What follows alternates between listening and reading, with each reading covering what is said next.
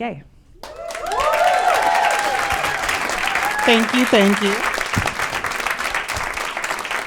Hello, everyone. It's great to be here on this very rainy Monday night, but that's all right because it's going to be nice and warm in here. I want to thank everyone for coming to this celebration of 15 years of Design Matters with Debbie Millman. I have some good news and some bad news for you. The bad news first, Marilyn Minter had to cancel. She had a terrible allergic reaction and she actually sent us pictures. It's really bad. She's going to be okay, but she's not like going to be out in public for a while. But the good news is that Debbie is going to interview actor, director, writer, activist Amber Tamblyn, and their conversation is going to be followed by a musical interlude with Erin McKeown.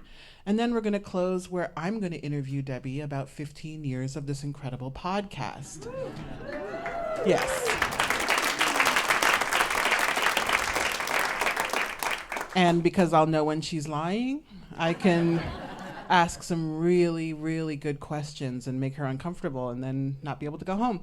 So please afterwards stay with us for some Prosecco and cookies from Milk Bar in the lobby. And without further ado, I'd love to welcome to the stage Debbie Millman, Amber Tamblyn, and Erin McKeown.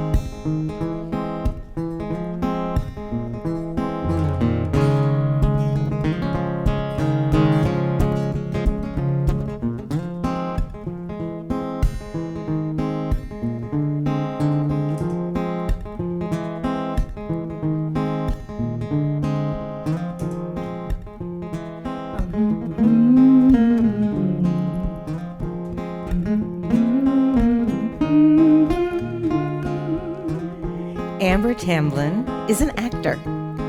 She launched her career on General Hospital, went on to star on the primetime show Joan of Arcadia, and the Sisterhood of the Traveling Pants films. She also directed the 2016 film Paint It Black. And that's just the beginning of the extremely long list of television, film, and theater credits. Amber Tamblyn is also a poet. Poems she wrote in adolescence were collected in a book published by Simon & Schuster. Her latest book of poems, Dark Sparkler, about the lives and deaths of famous child actresses, was published by HarperCollins. Amber Tamblyn is also a novelist and a political activist with a front row seat in the Me Too movement. Her latest book is a feminist manifesto/memoir titled Era of Ignition, Coming of Age in a Time of Rage and Revolution. Amber Tamblyn, welcome to this live 15th anniversary special episode of Design Matters at WNYC's Green Space in New York City. And thank you, Erin McKeown. Erin McKeown. Amber. Thank you, Debbie, for having me. I'm honored, and congratulations to you. It's very exciting. Thank you. Thank you for being here. And thank you, Roxanne, for your introduction and for inviting Amber to be here Always with me. thank you to Roxanne. Always. Amber, in your second book of poetry, Bang Ditto, you write about how when you were 15 years old, you decided to test out the most famous worst nightmare possible and, quote, walked into your high school campus completely naked, a blue JanSport backpack over your shoulder, and Pumas on your feet with 6 pubes to your name. You got as far as the first quad of the school before getting tackled with a coat by one of your teachers. True or false? Very true. Yeah. Details, please. That was sort of, I think, you know, I'm 36 now, and I've been acting since I was 10 years old. I think that was the beginning of me testing out the limitations or maybe the ability of my body outside of an object that was owned by an industry. So by that point, I probably had already been acting for 5 years or something, and I acted out a lot. I did a lot of things to sort of test and see what I was allowed to do, what I wasn't allowed to do, and I completely forgot about that until you just brought it up, and I feel like I'm blushing deeply on the inside. Well, I was actually a little worried because I was waiting for that moment of recognition in your face, which wasn't happening. And I'm like, that's why I added true or false, because I thought you might say, oh, I made that up. It was part of a poem. No one has ever asked me that question, ever. In all the books I've written, I think that's why I'm so used to hearing. But now I'm scared because now I know you've done your research. So I'm really scared to see what's coming next. Well, one more true or false question, which I suspect is probably true, but it's one of those questions that really begs to be asked. You were on, oh no, I'm sorry, I got a little lost. You write about how at 16, you got your nipples pierced. Yes, the answer's yes.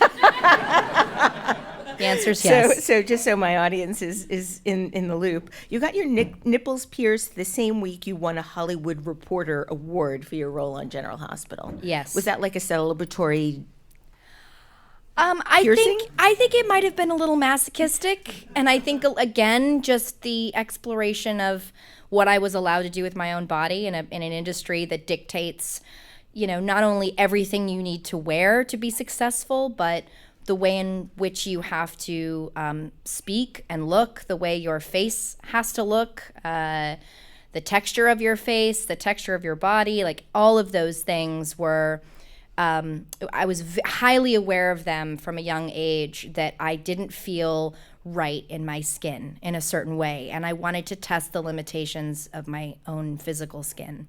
I want to talk a lot more about that. I want to just take you a little bit through the early parts of your life pre-being an actress. You were born in Santa Monica, California, to a family immersed in show business. Your father, Russ Tamblyn, starred in the iconic films West Side Story, Seven Brides for Seven Brothers, and the television series Twin Peaks. Mm-hmm. Your grandfather, Eddie Tamblyn, was a vaudeville performer, and your uncle, Larry Tamblyn, was a keyboardist in the 1960s rock band, the Standells. Family friends include Ed Ruscha, Neil Young, Dean Stockwell, Dennis Hopper, who is rumored to be your godfather. Was it just assumed you were going to follow in your family's Hollywood footsteps? Yes, I was born and raised around a lot of narcissistic white men. Okay, so was I, but I'm not a famous actress. Those are definitely people who were very much in my life. I would say more so, and they were. I mean, godfather was such a loose term. My parents were true, California free spirit hippies. So for the most part, that was a loose term that meant they were important figures in my life, and there was many of them, the men you mentioned. There was also a lot of poets. There was Jack Hirschman, who's the former poet laureate of San Francisco. He's still there in San Francisco writing, an incredible poet.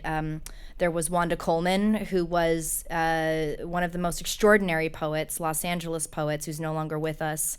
They called her the unofficial poet laureate of Los Angeles, which is probably apropos for a black woman who had done all that she had done for the city of Los Angeles, for them to give her that kind of language or title. But she was extraordinary, and so I was raised around a lot of poets growing up as well, which informed a lot of my work, not just the poetry or the writing, but the filmmaking and all of it. You played Pippi Longstocking in a school play when you were 10 years old, which in many ways launched your acting career. You then got the role of Emily Quatermain on General Hospital when you were 11. Just so you know, and Roxanne and I were just talking about this yesterday, and she was talking about how much she loved General Hospital, and I said, is that true? Wow, I don't know if I knew that. And so did I. Oh, wow. So I'm like an OG General Hospital watcher. from the 70s, from like Luke and Laura days. That's amazing. And that was the only one I ever watched. I never watched any other soap opera. But in any case, you played Emily Quartermain on General Hospital. You were Joan of Arcadia. You were Martha M. Master. Oh, you were Joan of Arcadia you were Joan Girardi. I'm going to do that all again. Sorry, Curtis. Curtis, my producer of 11 years, is somewhere here. Thank you, Curtis, for 11 years. Okay, you were on General Hospital until you were 17, playing a heroin-addicted former model whose mother had died of cancer. Drama. As soap operas do. Now, did you go to school? Were you able to go to school while you were doing this? I went to public school, grade school and high school, and never went to college. But you have to go back and forth from set, so it was very complicated and difficult in that way. You'd have to take work from the schools, from the teachers, and tell them you'd be absent that day, and you were expected to do, you had to do by law, a certain number of hours of tutoring on the set per day. So you would do that with a school teacher. My teacher's name was Hermine. She was amazing. She got me into math, which, I can't believe that's a true thing, that I could like math, but I did. I don't remember any of it, but Hermine was great. And then you would have to take these sort of pink slips saying that you did that work back to the school, back and forth. So I did some amount of schooling when I was younger. You're known for many iconic roles beyond Emily Quartermain on General Hospital. You were Joan Girardi on Joan of Arcadia, Martha M. Masters on House, named for one of your actual friends, Martha Yes. Masters, Jenny Harper on 2.5 Men, and Tibby Rollins in the Sisterhood of the Traveling Pants films. How do you feel about those roles now? I have many feelings. I have so many feels. I've spent, I think, so much of my now adult life exercising the pain, having an exorcism of the pain of those experiences of growing up in the business. But I also have a deep sense of love and pride for those characters, and, things that you would not expect you could bring off the page, you could. And I feel that I did, I guess, in a certain way, especially with things like Sisterhood of the Traveling Pants. Who knew that would be so deep and so filled with emotion and turn out to be such a wonderful, wonderful experience? And I came away from that with some of the closest friendships of my life with my cast members, America Ferrera, Blake Lively, and Alexis Bledel. But it does really feel like a different life in a certain way. It feels very separate than where I've been in the last maybe 8 years, 8 to 10 years almost. And for the most part, I haven't really thought much about acting or the things that, the way in which it brought joy to my life during those years. But I think because I've had so much distance from it, I have a new appreciation for it in a way that I didn't before. I'm about to shoot a show for FX, and it'll be my first time doing something that I'm like very, very excited about. Is a very exciting role. And so I have been thinking about it a lot lately, but I just haven't thought about any of the stuff that I've done in a long time. It's interesting that you're bringing it up because it's been at the forefront of my thought lately because of that. Well, I have a bunch more questions about it, but I do want to ask you if it's true that you told John Cryer to go fuck himself in your audition for 2.5 Men, which was in front of Chuck Lorre. Oh, 100%. So what brought that I think on? I also told Chuck Lorre to go fuck himself. Fair. Well, it was the character was this. She was supposed to replace the half man idea. She was Charlie Harper's daughter, who was basically just a woman version of him, just a alcoholic, foul-mouthed womanizer. And so I also was like, I actually don't really care if I do 2.5 Men. This is not like an audition that's going to break me. And so I was rude to all of the men in the room.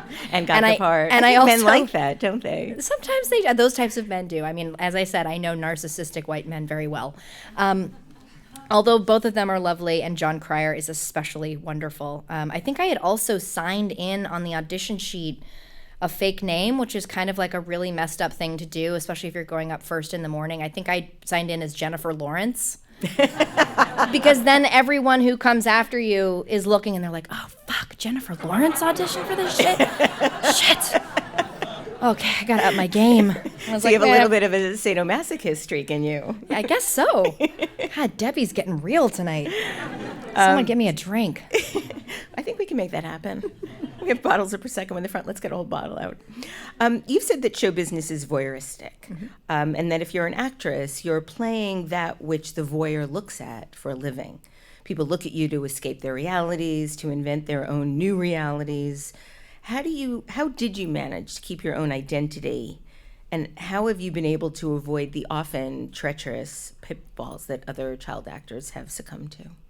So funny because we were just talking about Yeah. this. I think it's twofold for me. Obviously, I think having parents who were a strong support system in my life, it was a real privilege to have that kind of upbringing and family. And I think also poetry. Poetry really saved me in a way. Poetry was a third parent. Poetry was a guardian.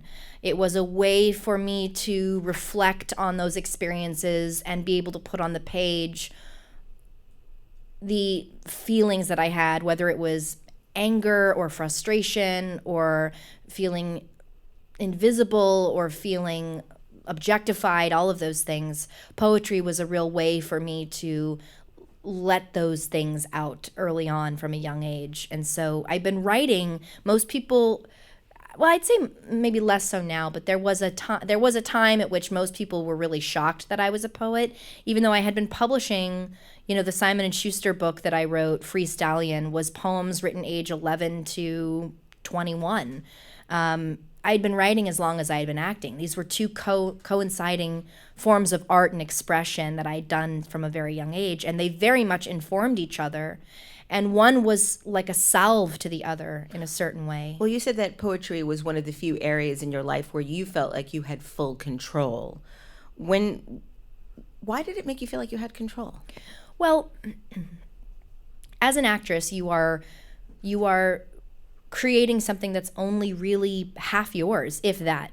You are putting yourself on the line emotionally, often physically, psychologically, for something you have no control over. You are interpreting the words of someone else that they've written. You are creating the world that a show creator has written and has created, that they have envisioned.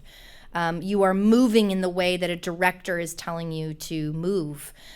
So much of that is about an interpretation of someone else's art, of all of the people's art around you, which is a great joy. And the people who do it really well are masters at it. It is using that empathic tool to tell a really deep and important story if that is something that you're very good at. But at the same time, after the acting experience, and this is something that I think so many people don't understand about our business, is that you probably have only ever seen like 30% of the stuff that I have done, if that. And that's any actor. That's Meryl Streep. That's the most famous actor and the least known actor. Because once you've acted, there's so many other levels that piece of work has to go through in order to succeed, to see the light of day. It has to be edited very well. And you have to hope that the editor and director are on the same page and that the director directed it well. Then you have to hope, even if you have a good film, you have to hope that it goes into a festival. And then even if it gets into a festival, you have to hope it gets bought. And then if it gets bought, you have to hope they put the right marketing behind it. And then if they do that, you still have to hope that people go to theaters and see it. Same thing could be said about television. You create something all the way through. If you're doing a pilot, it may never see the light of day. Or it might go on and air for 5 episodes and disappear. So it's a strange industry because you pour your heart and soul and physical self into things that often no one ever sees or no one knows about. So in that way, I really felt like writing for me, at least if I failed by it, I was failing by 100% of my own self-expression, as opposed to 50% of an expression that was part of me that still might fail anyway, if that makes sense. Yeah. There seems to be a lot of judgment when an actor tries something other than acting, whether it be writing, music, politics, even activism. Did it feel it was harder to be taken seriously as a poet because of your celebrity? Oh, absolutely. I think I got discouraged early about ever sort of submitting my work or doing anything with it other than just writing and performing. I would do book tours. I would frequent a place called Beyond Baroque in Los Angeles where I would read a lot. And I think around the time I was writing Dark Sparkler, which really, really was a kind of exorcism for me, I was deep in the middle of a real existential crisis, trying to figure out what I wanted to be outside of this idea of going into other people's rooms and auditioning and interpreting their work, and knowing I had so much more to offer. What did the existential crisis stem from? Well, it stemmed from the fact that I had only ever really played other people for a living my whole life since I was 11. People always ask me, like, how old were you when you knew you wanted to act? And that sentence, that idea, is something that I have come up against and talked about in therapy for so many years, to think about, how does a child have a choice? What choice does the child have in choosing that life? It's not really a child's choice. That's the choice of adults. And then the child spends their time trying to please adults by performing. And so then your life becomes performative. You are a walking, talking, living performance. It's complicated. And so Dark Sparkler was sort of this reckoning for myself, coming to terms with myself, with also how do you talk about this pain? How do you talk about this invisibility while still knowing you are the most privileged person in any given room for the money you make, the job you have, the industry you're in, that people would love to be a part of? And how I was trying to find a way to talk about my experience and my need for a certain kind of death. I mean, really, I was seeking death, not literal death, but a metaphorical death. I was seeking a ceasing, if that makes sense, an ending to the person that I was when I was younger, that person that really didn't have any control over her life, while she was creating these incredible characters that bring people so much joy, and I often had so much fun shooting them. There was an entire part of myself that was dying, that was not being given an opportunity to thrive and to become more. And that book was a direct, I think, moment for me to let those things be talked about on a page, and to be able to see them and see my own experiences, not only writing about these actresses that had literally died, but then writing these meta poems in the back about, my experience writing about dead actresses. And it was actually Roxane Gay who published the first poem. It was like my first published poem ever. She published this poem about Brittany Murphy. And I remember submitting it to Pank. A friend had said, you got to submit, there's a great editor there now. And I was like, no one's ever going to publish my work. I'm an actress. I can't, I'll take myself seriously, and that's fine. And I think she wrote me back in like 2 hours or something. It was very exciting. And it was a moment for me to feel like, oh, I'm can be taken seriously in the art form that I've done as long as I've acted. It was a big moment. Do you want to read that poem for us? Sure. Yeah, you can clap.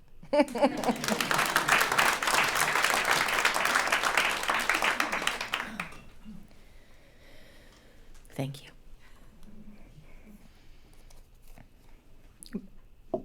Brittany Murphy. Her body dies like a spider's. In the shower, the blooming flower seeds a cemetery. A pill lodges in the inner pocket of her flesh coat. Her breasts were the gifts of ghosts, dark tarps of success. Her mouth dribbles over onto the bathroom floor, Pollock blood. The body is lifted from the red carpet, put in a black bag, taken to the mother's screams for identification. The country says good things about the body. They print the best photos, the least bones, the most peach. Candles are lit in the glint of every glam. Every magazine stand does the Southern Belle curtsy in her post-box office bomb honor. The autopsy finds an easy answer. They say good things about the body. how bold her eyes were, bigger than Hepburn's, the way she could turn into her camera close-up like life depended on her. Thank you, Amber.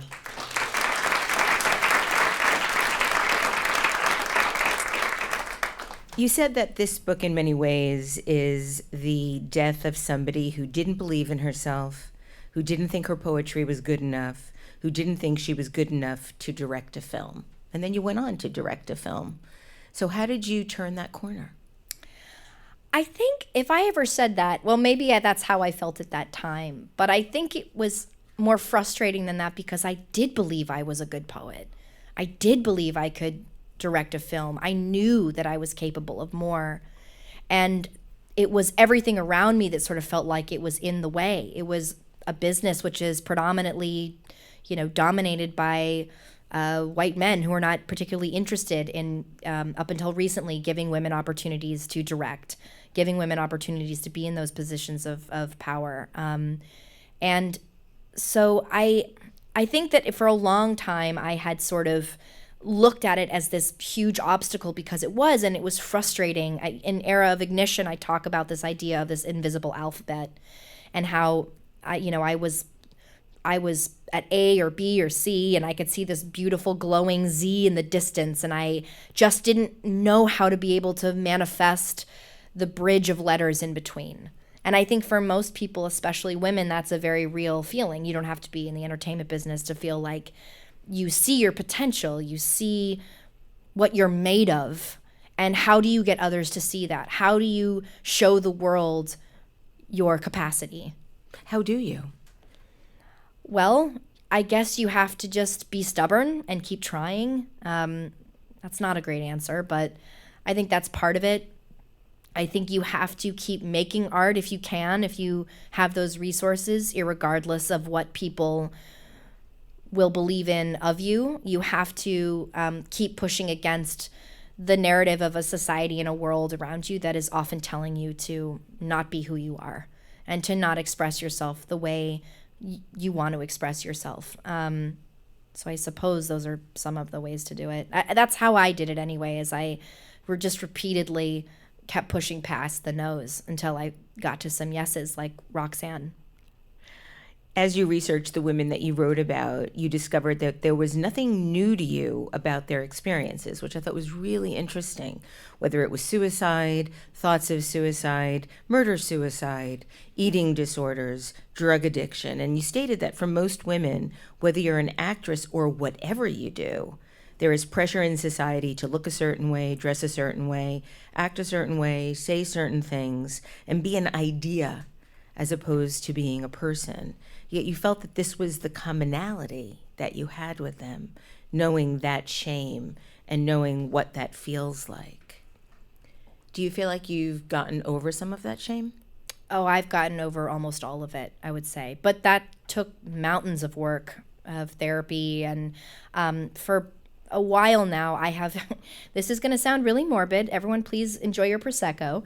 I haven't gotten it yet. Oh, okay. So sorry. We're gonna do this right now, okay?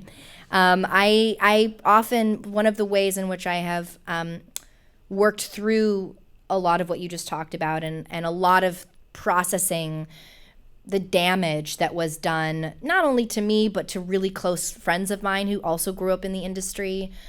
My father, who was a child actor, who started acting when he was 9 years old, and he's now, almost 85, and I see the way in which he's famous. He was known for something, but I know the ways in which his life was taken from him. He's having a hard time writing this memoir because he never got any schooling. My dad has a hard time spelling. I mean, there was a lot that was taken from him too. So for me, I've spent a good amount of time, maybe in the last 2 years, every morning I meditate and I visualize my own death and I visualize a conversation with the people that I love. And saying goodbye to them, and I go through and I say goodbye to my husband, and I say goodbye to my daughter, and I say goodbye to my mom, and I say goodbye to my best friends, and it's gotten easier. And it's really? Yes, it has. And part of that I think has allowed me to go deeper into my activism, my organizing, my writing, to do something like that feels so scary, to continuously have this conversation with yourself about ending and beginning again, and ending and beginning again. And I think for a lot of those women in my research, it just was at a certain point, writing Dark Sparkler was like going down a rabbit hole of information, of really dark information. It took 7 years to write that book. And learning so much about the ways in which these women had such limitations that they were not really able to do that for themselves, and instead they found themselves in situations with, men who murdered them, or ways in which they died because of drugs or eating disorders, all the things that you mentioned. But it seemed to be the same types of things that were happening over and over again. And that's throughout the world. There's a list in the back of the book that's like 15 pages long where I just list every actress who's ever died under the age of 40, every single one that I could possibly find.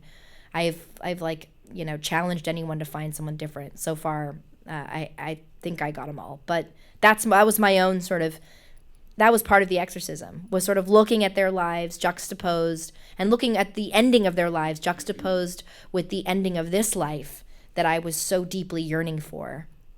Why do so many people yearn for that life? Even if you look now at the level of people that are Instagram famous or YouTube famous or Twitter famous, in addition to film and music and literature and so forth, there seems to be, and maybe it's just my awareness of it, but there seems to be a bigger chase to fame in our society than there ever has before. Yeah, well, we're Americans.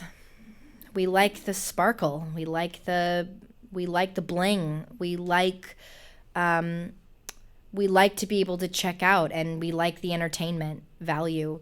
And I think a lot of people now, especially in this social media age, and I see it with my younger niece, and I see it with a lot of my friends,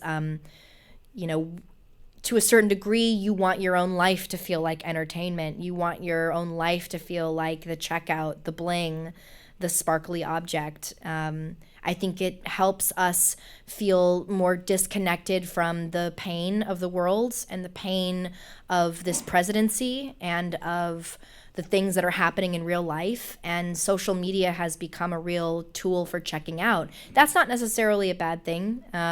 It's also an incredible tool for activism and voices that didn't have a platform before, to finally find a way in which to be taken seriously and really heard. But at the same time, their social media, I think, has created a real world for us where we can look at our own lives and say, hey, it can look like not the person that's behind the dress on the red carpet, but the person that's on the red carpet wearing the dress. We don't want the life of that person when they're at their home, figuring out how to use their new juicer, and their kids are screaming, and they haven't eaten anything but like celery and water for 5 days. We don't want that life. We don't want to know about that life. But we want the one that's on the carpet. We want the one that makes us laugh on TV at night. We want the one that brings us to tears with such a beautiful performance. And I get that. That's, who wouldn't want that? So I think there's some mirroring happening between our need for that kind of comfort and for our ability to sort of check out on social media to a certain degree. But that checking out then creates a scenario where you think that's all that person is. You project into these lives from the outside, never knowing about the celery, never knowing about the screaming children. And it's concerning to see how people are manufacturing their own meaning through the media. Even that is sort of glossified to a certain degree. Even when you see someone struggling, someone showing you what's going on that's bad in their life, there's something about it that feels like you're flipping through the pages of a magazine, right? And I do it myself. I'm just as guilty of the performative aspect of social media, of making sure that things look great when I'm posting them, that people know I'm, being my best self and I'm feeling great about everything. That's sort of part of the voyeurism of all of it. How do you balance that with trying to be in the world in an authentic manner? I delete those apps every second I can. I just did a book tour for the paperback of Era of Ignition, and I did an event in Los Angeles with Amy Poehler that was really fun. And the day after, I deleted Instagram and Twitter, and I take breaks. I force myself to, because otherwise it's just an addictive magnet in which you are going down a rabbit hole of looking at other people's lives and comparing yourself to them. To me, it's not necessarily a checkout. It's more of it's more dangerous than that. And you get sort of stuck looking at everything. I think I realized that nobody ever really feels good after spending about 30 minutes on Instagram. Yeah. It's just not possible. Compare and despair. Yes. On September 16th, 2017, you wrote an op-ed in the New York Times titled, "I'm Done with Not Being Believed," which is your account of literally not being believed about your experiences with sexual violence. The article went on to become one of the most read and shared op-eds in New York Times history. You wrote this 1 month before the Me Too movement exploded. Thank you for helping to usher in this movement, Amber. You're now a founding member of Time's Up. What motivates your political activism? I'm motivated by the motivation of others.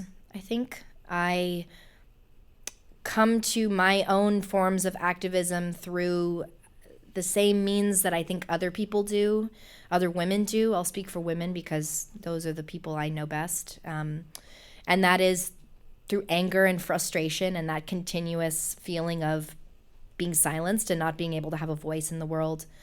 And the way in which I've been able to show up, I hope, for myself and for the activism work that I've done, whether it's with Time's Up or not, has been in community with other women whose experiences do not reflect mine. So I'm usually not out. You're not going to catch me out. I love Alyssa Milano, but you're not going to catch me out at a rally with Alyssa Milano or other actresses. Why not? Because I think it's our responsibility as women, and especially as white women, to be out in the world, being in community and linking arms with women who have come from different experiences than we do, just as I would hope that they would do the same thing. And I think our ability to understand where people come from and the way in which some communities of women have been held back more than others, have also been silenced and erased, will only further what we have so loudly been asking for when we talk about equality and feminism, of which we can't have any of that unless we are having deeper, more complicated conversations with each other about what is missing. Are you seeing any type of shift change in our culture now from an entertainment perspective? I would definitely say so. I think it's not big enough, but it's there. I think I'll give you an example. I think it was like a few years ago, the Academy of Motion Picture Arts and Sciences, which does the Academy Awards, made this huge push to broaden their membership to include more women and people of color, as they should. It was extremely white. With all transparency, I became one of those members, but my father had been a member for 40 years. And it's saying a lot that I had tenure in the business and had been never invited in. So they made this huge overhaul to try to expand their membership and diversify their membership. But still, the Oscar nominations come out. And still, some of the best films of the year and the best filmmakers and the best performances, predominantly by women and people of color and women of color, are left out. And you still see a very whitewashed award show. But what I thought was so powerful and what has been powerful in the last few years is that the conversation and the anger about who has been left out, about what is being left out, is almost overshadowing the actual nominations themselves. This year in particular, I think it was a really great thing to see everyone and so many articles and things being written about the people who were left out, the women who were left out, the performances and how white it was. And I almost was reading more about that. And I know to a certain extent I'm in a bit of a vacuum.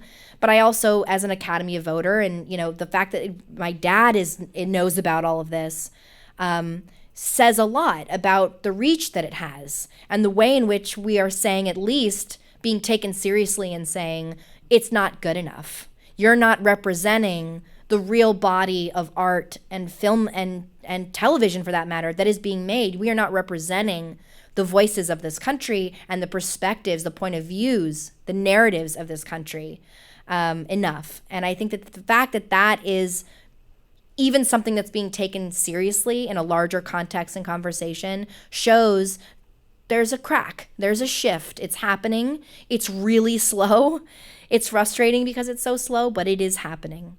What do you think of the film Parasite sweep at the Oscars? It was amazing. I was very happy. I voted for Parasite. I thought it was incredible, and I thought the speeches were great, and it that's a moment where you say, that is the film that should have won. That is the movie. It was different. It was unique. And it was utterly original. It was so original. And with all due respect to original. Quentin Tarantino, until a woman can make a 3-hour film where Brad Pitt drives around in a vintage car fast without a shirt on, with no plot, we have work to do. Bravo. Talk about Era of Ignition. What made you decide to write this book? I wrote this book first because I was approached, frankly, by the editors, by Penguin Random House and some great editors there who wanted me to do something akin to the New York Times op-eds I had been writing. And they also wanted it to sort of have a bit of a memoir style to it, which I was very eager to write. I wanted to also write it in the moment so that I could remember what a wild couple of years these last few years have been, the wild, exhausting, terrifying, uncomfortable conversations that led to Time's Up being created, the way in which we were all in community with each other, but also just women having to have these conversations in rooms together that we had never been allowed to have. Never. We'd been discouraged from ever talking about the abuse, from ever talking about the eating disorders, always. And this was like Hollywood's worst nightmare, is that women were getting in these rooms together and talking. It was our worst nightmare, and it was happening. And so it was important to me to almost archive that experience and the history of it, while also talking a little bit about this, ignited era and what this feels like, this condensed, palpable rage that everyone has been using to sort of manifest very quickly real big structural change. So the book came out of that, the idea of sort of looking at my own existential crisis growing up in my 20s and coming out on the other side of that, pressed against the lens of a country that seems to sort of constantly be going through a revolving door of its own existential crisis. In the book, you write about how you've spent your whole life pretending to be other people for a living, and how it can sometimes be hard to know what you're capable of becoming or what you will want once you've stopped. And in many ways, I think that this book is a way to understand that. And I'm wondering if you can close our interview today by reading a passage that I've chosen that I think really represents so much of the journey that you've taken. Absolutely. Thank you. Here we go. It's the starred Post-it. Starred Post-it. Okay. Debbie, you're so prepared. It's so hot. Debbie. Thank you. Sorry, Roxanne. I was the seasoned soap opera starlet, the incidental ingenue, the accidental adolescent actress turned adult apparition, haunting her own future by existing only in her past. I was the famous one, known for being unknown. I was an ideological in-between, a neither here nor there artist, taken seriously by few outside of the poetry community and even fewer within it. I was the girl who was a blind spot in the mirrors of powerful men, the girl called upon to help rewrite, workshop, or give notes on scripts by men as an assumed favor, only to never be hired by them or receive any credit. I was the secret weapon for everyone else's arsenals but my own. I was the girl lost amid privilege and invisibility, forever seen for what I used to be, not who I am. That was me. That was me in the form of fading fire.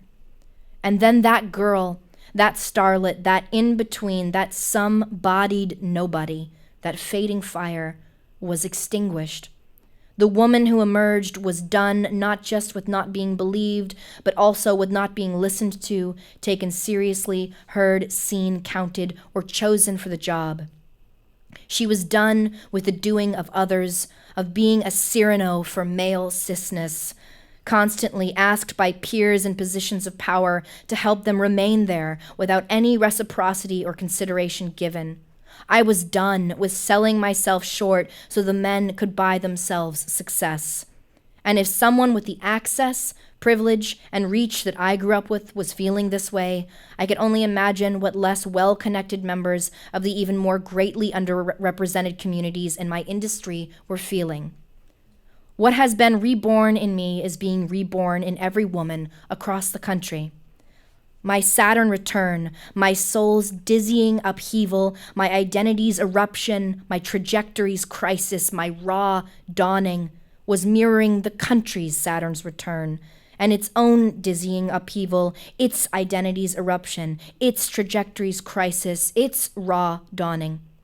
We are a nation that is morally backpedaling, scared of change and stuck in the back pocket of social media's isolation and alienation. We are a nation that not only refuses to resolve matters face to face, we refuse to see eye to eye. We're not only lost, we're just now coming to terms with the fact that we have always been lost. And finding ourselves and others will take more than just strength. It will take stamina. This is the age of action, this era of ignition. We are a collective cognition's fired up engine, revving into revelation, unsure of where we are going, but knowing we can no longer stay where we have been. Thank you, Amber Tamblyn. Thank you.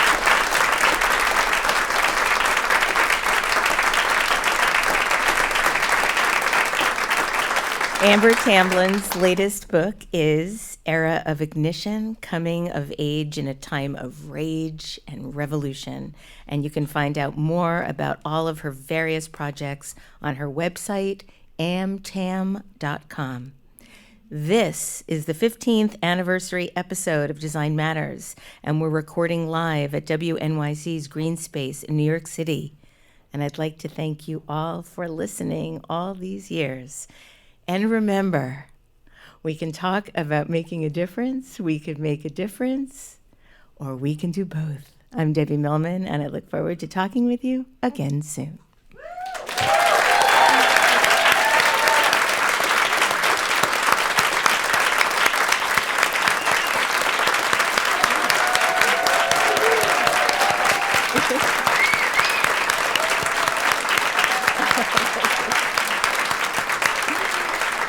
Thank you.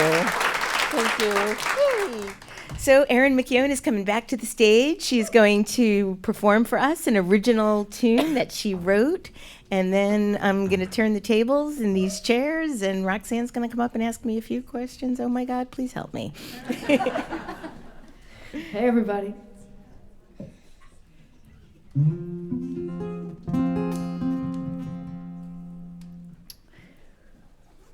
Well, I thought it'd be fun to do something I'd never done before.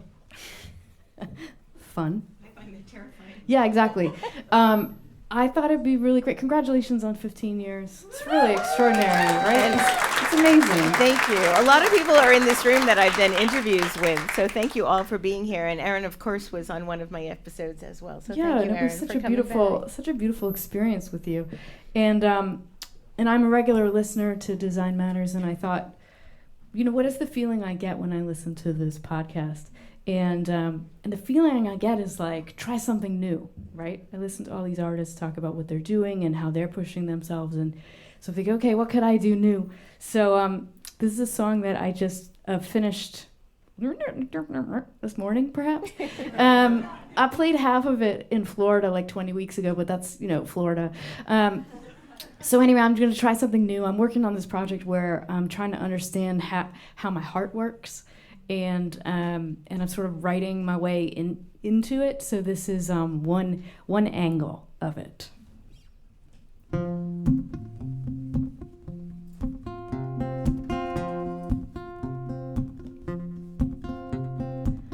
I never look for love, but still it comes to kill. Breaking my locks, doing its dirt at will. So when you came for me, it was the big surprise. Over my shoulder, out of the corner of my eyes. Now we dance a slow pantomime, a duet, a vignette, details of the crime. You were a fragrant wind, blow through my dusty vault. Seasons of sex, leaving a smell of salt. Summer fades into the winter time.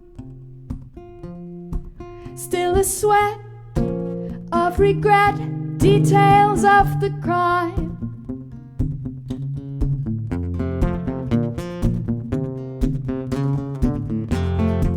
Ripped from the pages of some cheap detective novels, a mini-series, mystery of the week, a trail of evidence so evidently obvious.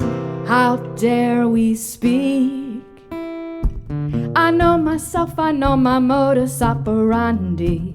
I solve the case before the caper becomes clear. Who is the victim of my many misdemeanors? I volunteer.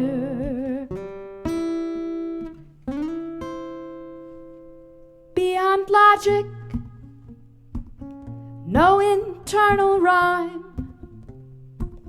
What we will forget of the threat, details of the crime.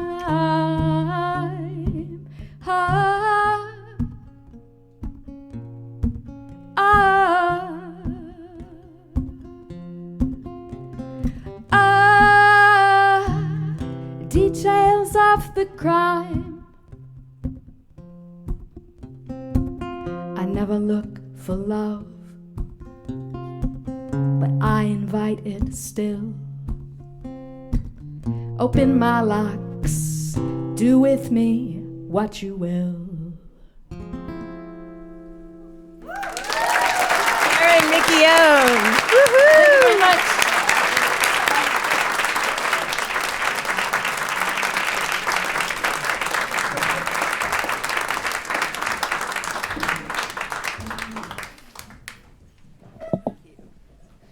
Okay, here we go. So good. I always wanted to interview you. Oh, damn Marilyn Minter. So, why are the Fast and Furious movies the best movies ever made? It's a trick question. I've never seen any of them. And Roxanne almost considered that a deal breaker when we first started dating. Yeah. Because they're her favorite movies or among her favorite movies. And I was trying to sit across from her and not have like a jaw drop. Like, what? But yeah, so. You're not perfect, but close. Is that what you said last night? Oh my God. You set me up for that. I sure did. Well, okay. Deborah. You've been doing Design Matters for 15 years, which in podcast years is about 100. Why did you decide to do a podcast, and how have you sustained the interest in doing one for so many years? Well, I didn't really decide to do one. I was offered an opportunity by Voice America Business Network, which was a fledgling internet radio network at the time, and I was offered the opportunity to pay them for airtime on their network. And at the time, I was doing very well professionally in a commercial realm, and I had surpassed any possible hope or dream that I'd had professionally in my branding career. But because it was all commercial, I actually felt that, as Amber was saying, that I was dying and that I had lost all of my creative heart. Bless you. Thank you. And I wasn't writing anymore. I wasn't drawing anymore. I wasn't doing anything creative. And I understood why. I mean, my professional success was the first time I'd ever been successful at anything in my life. So, of course, at the time, I was like, okay, I'm not going to do anything but this because it feels so good to be successful at something finally in my 40s. But then that wore off. That metabolized, and I needed to do something creative. And this felt like a sneaky way to be creative, but still be able to justify it from a business perspective, because I could interview clients or I can interview people in the design business. And so that's really how it started. It was really a Hail Mary to my creativity. And because I have such generous friends, they were willing to come on the show. I mean, they had no reason to come on the show. I mean, Steve Heller is sitting in the front row. Steve is my mentor, my fairy godfather. He's been on the show 13 times. Every time he says, okay, he'll still be doing it, because now I want to do it with him every year so we can create this oral history of design together. I'm shocked that he says yes, but why it grew, I think, is just because of the guests that I have and the generosity in their hearts. For me, I'll never, ever get tired of talking to people about who they are and how they've become who they are and how they make their lives and how they create and make things out of nothing. One of the things I've noticed about Design Matters is that there's a narrative arc to each episode. You really tell a story, or you ask the kinds of questions that will get your guests to tell a story. So what does a good narrative arc look like for you in a given episode? It's like a game of pool.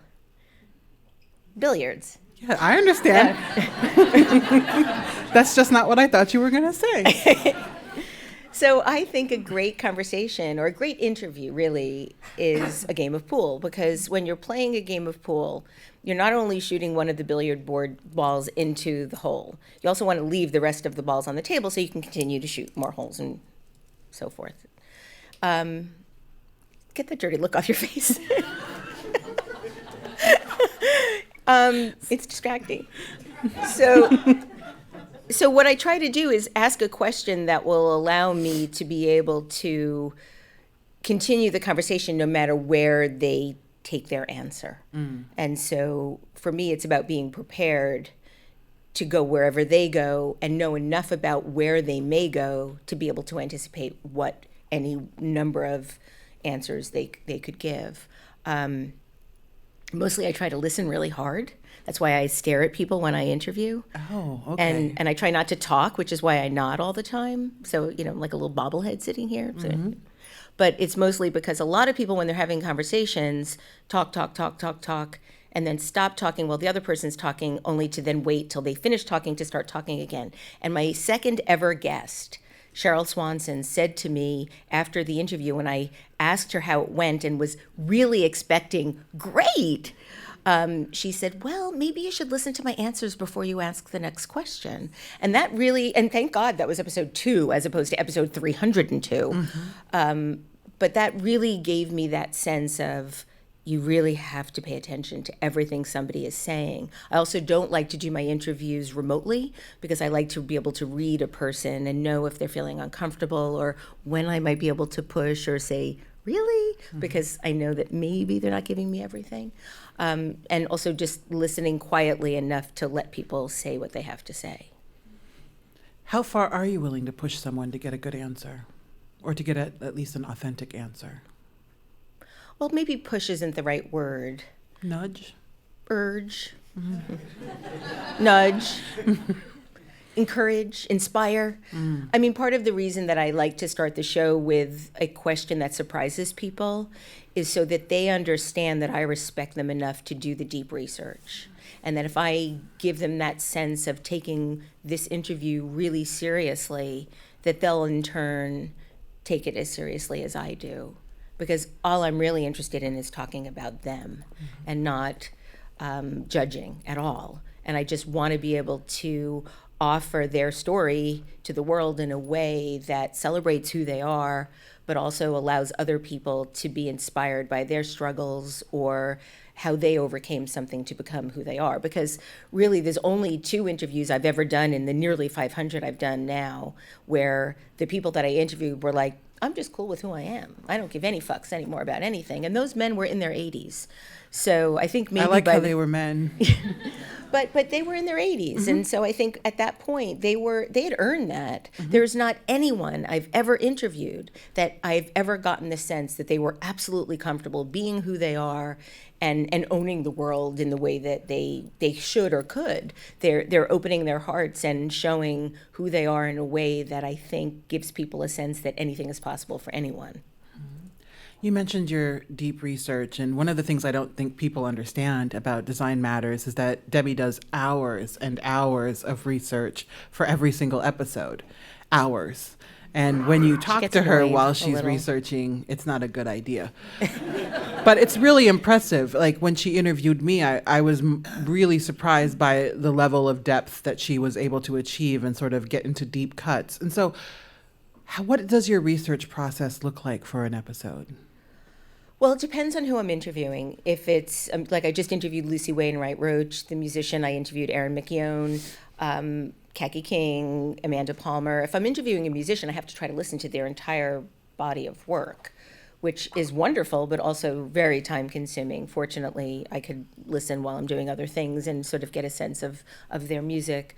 If it's a writer, I have to try to read as much as I can. In preparation for my interview with you, I was so terrified that I'd be caught out not having the answer to something or knowing something. I had to read everything twice.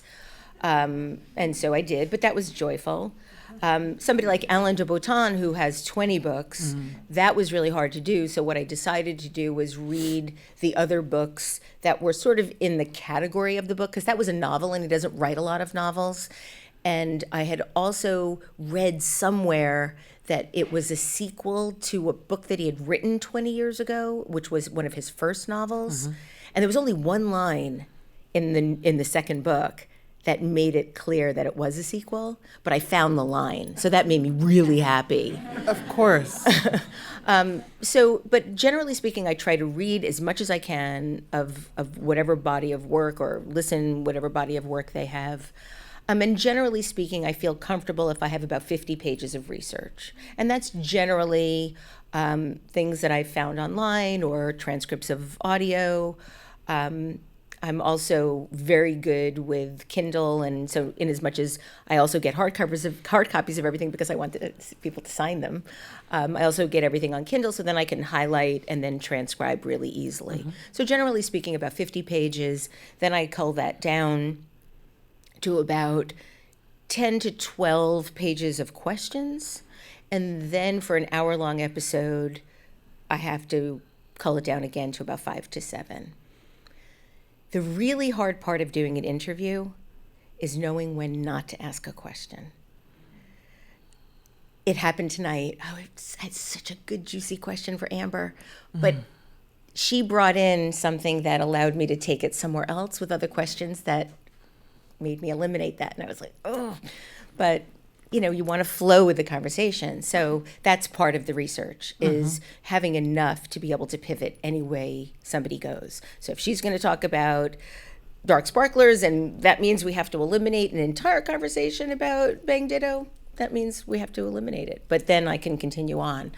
And so I think Curtis gets really nervous, my producer, when I come in with 10 pages and I'll say, Curtis, I couldn't cull it down to anything less than 10 pages. And he's like, okay. And then I try to, as I'm interviewing, make the decisions about where to go next. So that's how it works. It's incredible. And it shows. Have you gleaned any insights about creative people in general over 500 episodes? No. None? All right. Next question. No problem. Yes, I mean, I think that everybody is insecure. Everybody is searching. Everybody's hoping. Everybody's had trauma.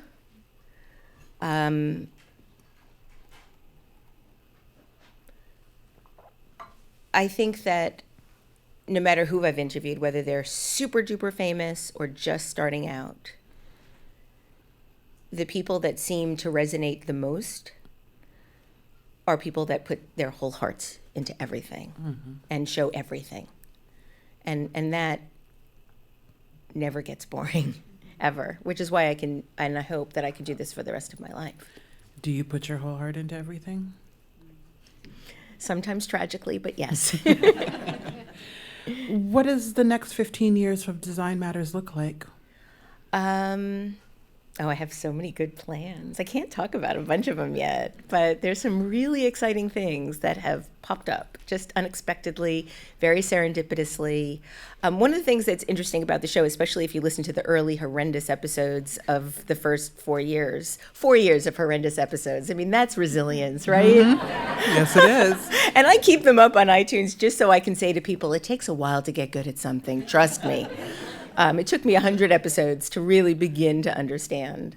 But I have some exciting possibilities, but mostly just because of, I think, some credibility that I've earned in being able to do this, being able to talk to more and more and more people. And so I just want to be able to talk to I talk about the show now as one in an effort, the sort of brand consultant is still alive in there. And I think Design Matters is not really a great name, because it's not really about just designers anymore. It's about, this is how I've re-engineered it, it's about how the world's most creative people design the arc of their lives. And, design matters, that works, right? Eye roll. But I just see being able to do that with more and more and more people. And more kinds of people. I love talking to scientists, and then I get all of my questions about how we got here sort of unanswered, but at least asked. And I love to talk to artists, and I just love to talk to anybody that is able to create something or make something or think something out of nothing. If you could rename the show, what would you call it? What Matters? Oh. But I think that's a little egotistical. No. Well, I think on that note, Deborah Millman, everyone. Thank you.